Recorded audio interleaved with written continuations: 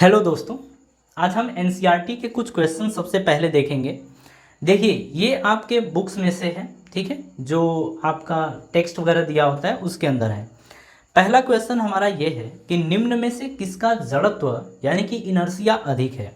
देखिए, इसमें हम पहले क्वेश्चन की बात कर लेते हैं। मे बी इसका पेज नंबर 131 में भी ऐसा कुछ है, 131 या 139 है, मैं पेज नंबर लिख दूंगा। देखिए, बोल रहा है कि फर्स्ट में से ए पार्ट क्या बोल रहा है उस चीज़ को देखिए। ये बोल रहा है एक रबड़ की गेंद एवं उसी आकार का पत्थर। कहने का मतलब है कि एक रबड़ की गेंद है, मतलब ये आपकी रबड़ की गेंद है, ठीक है, रबड़ की गेंद है, और उसी आकार का एक पत्थर है। बोल रहा है कि दोनों में से किसका इनर्शिया यानी कि जड़त्व अधिक है। देखिए, अगर हम सेम आकार की बात करें, आपको पता है कि इसका द्रव्यमान यानी कि इसका मास अधिक होगा। मतलब अगर हम बात करें यहाँ पर हम बात करें किसका, पत्थर का द्रव्यमान अधिक होगा किसके तुलना में, रबड़ के, ठीक है। और यहाँ पर हम ऐसे बोल देंगे ये ज़्यादा सॉरी द्रव्यमान किसका ज़्यादा होगा, पत्थर का। तो हमें एक चीज़ पता है कि जो जड़त्व होता है वो द्रव्यमान की माप ही होती है। तो यानी कि अगर जड़त्व की बात करें तो हम बोल देंगे कि इस पत्थर का जड़त्व यानी कि इनर्शिया क्या होगा, ज़्यादा, एज कंपेयर टू रबड़। बात समझ में आ गई। चलिए, इसी में बी पार्ट की बात कर लेते हैं। बी पार्ट अपने को क्या दे रखा है, बोल रहा है कि एक साइकिल एवं एक रेलगाड़ी। साइकिल और रेलगाड़ी में अगर हम बात करें, एक साइकिल है एक रेलगाड़ी है, आप ये बताइए कि द्रव्यमान किसका ज़्यादा होगा, रेलगाड़ी का। तो जड़त्व भी किसका ज़्यादा होगा, रेलगाड़ी का। तो हम कहेंगे कि रेलगाड़ी का जड़त्व ज़्यादा होगा किसकी तुलना में, साइकिल की तुलना में, ठीक है। नेक्स्ट यानी कि सी पार्ट की बात करें, इसमें से सी क्या दे रखा है, बोल रहा है कि 5 रुपए का एक सिक्का है एवं 1 रुपए का सिक्का है। तो आप देखते हैं कि 5 रुपए का सिक्का थोड़ा छोटा होता है, 1 रुपए का थोड़ा सा बड़ा होता है, ठीक है। लेकिन अगर द्रव्यमान की बात करें तो 5 रुपए का जो सिक्का है और ये 1 रुपए का, इसका द्रव्यमान ज़्यादा होता है इससे, इसलिए 5 रुपए वाले सिक्के का जो जड़त्व यानी कि इनर्शिया है वो ज़्यादा होगा। तो 5 रुपए वाले सिक्के का जड़त्व क्या होगा, ज़्यादा। कहानी समझ में आ गई। चलिए, अब फर्स्ट तो समझ में आ गया। सेकेंड क्वेश्चन की बात कर लेते हैं। इसी में देखिए क्या दे रखा है, बोल रहा है कि नीचे दिए गए उदाहरण में गेंद का वेग कितनी बार बदलता है। एक एग्जाम्पल है, जानने का प्रयत्न करें। फुटबॉल का एक खिलाड़ी गेंद पर किक लगाकर गेंद को अपनी टीम के दूसरे खिलाड़ी के पास पहुंचाता है। देखिए समझिए, हम बात करते हैं पहले क्या किया।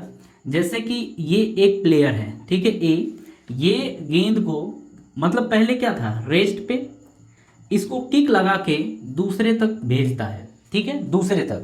अब आगे समझिए, दूसरा खिलाड़ी उस गेंद को किक लगाकर गोल की ओर पहुंचाने का प्रयास करता है। मतलब ये यहाँ से यहाँ पर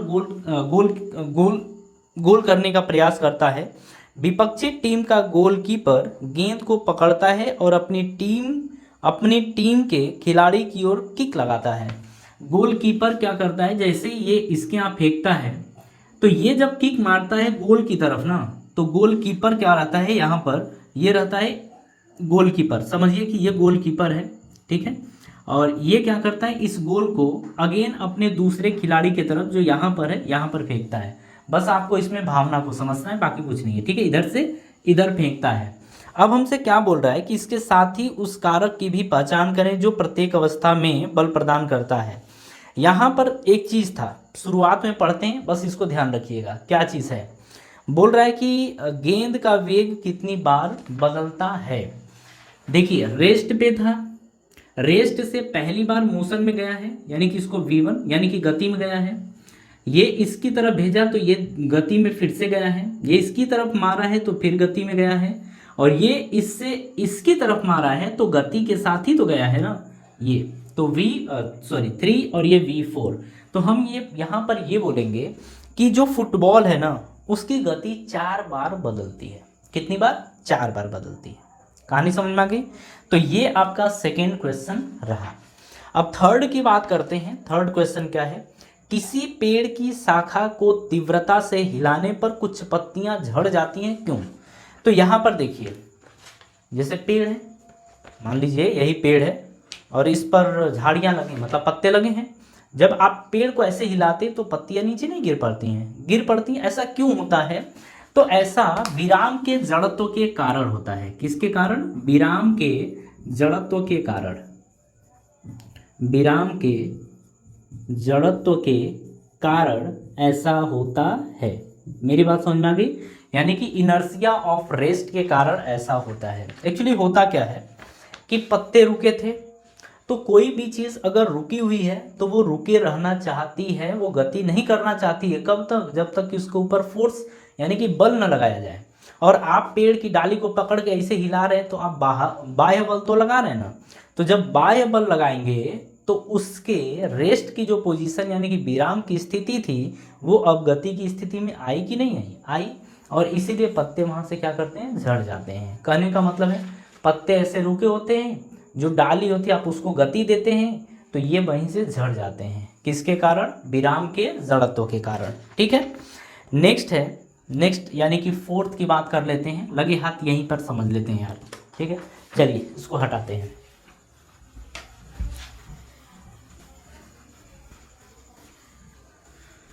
चलिए फोर्थ की अपन बात करते हैं। फोर्थ क्या दे रखा है जरा इसको समझिए। यहाँ पर हमसे ये बोल रहा है कि जब कोई गतिशील बस अचानक रुकती है तो आप आगे की ओर झुक जाते हैं, और जब विराम अवस्था से गतिशील होती है तो पीछे की ओर हो जाते हैं। ऐसा क्यों होता है? चलिए इस कहानी को समझिएगा। ठीक है ना। अचानक रुकती है तो पहले क्या था? पहले गति में थी और अचानक से इसके ऊपर ब्रेक लगाया गया। तो आप किधर की तरफ झुकते हैं? तो यहाँ पर बोला गया है आगे की तरफ। तो ऐसा क्यों होता है? देखिए, जब बस चल रही थी और आप बैठे थे, तो देखिए बस चल रही थी और आप बैठे थे, होता क्या है यहाँ पर जैसे सीट पे बैठे हुए हैं, बस चल रही है, तो आपकी पूरी शरीर क्या होती है? गति, उसी बस की गति के साथ आगे बढ़ती है।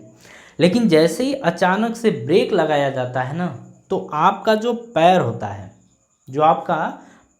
है वो तुरंत विराम में आ जाता है। मतलब जैसे ही ब्रेक लगाया जाता है तो आपका पैर तुरंत विराम में आ जाता है, लेकिन आपकी शरीर बस की जो पहले गति थी ना उसी के साथ गति करते रहती है। थोड़ा सा ये फिजिक्स है, भौतिक विज्ञान है, इसको आप समझिएगा। तो जैसे ही ब्रेक लगा, पैर तो वहीं ठहर गया, लेकिन आपकी बॉडी ठहरी नहीं है, वो आगे की तरफ गति कर रही है, इसीलिए हमें आगे की तरफ झटका लगता है। ऐसा होता है। दूसरा केस ये था कि जब कोई विरामावस्था में है और अचानक से उसको चला दिया जाता है तो पीछे की तरफ ऐसे झुक जाते हैं। ऐसा क्यों होता है? क्योंकि पूरी की पूरी शरीर हमारी किस में थी? पहले रेस्ट में यानी कि विरामावस्था में थी, लेकिन जैसे ही आगे गाड़ी ऐसे जाती है तो हमारा पैर तो आगे की तरफ जाता है, लेकिन ऊपर की जो शरीर है वो अभी भी रेस्ट में रहती है। तो पैर आगे गया तो शरीर तो वहीं की वहीं रहेगी ना। तो देखिए जैसे पैर जैसे आगे गया तो ऊपर की शरीर आपकी ऐसे हो जाती है। ठीक है, तो ये किसके कारण होता है? पहला गति में था, ठीक है, और ब्रेक लगाया गया तो आप आगे की तरफ गए तो वो गति का जड़त्व होता है। दूसरा, आप रुके थे, अचानक से आगे बढ़ा है और आप पीछे की तरफ गए हैं, ये विराम के जड़त्व के कारण होता है। तो ये कहानी आपको समझ में आ गई।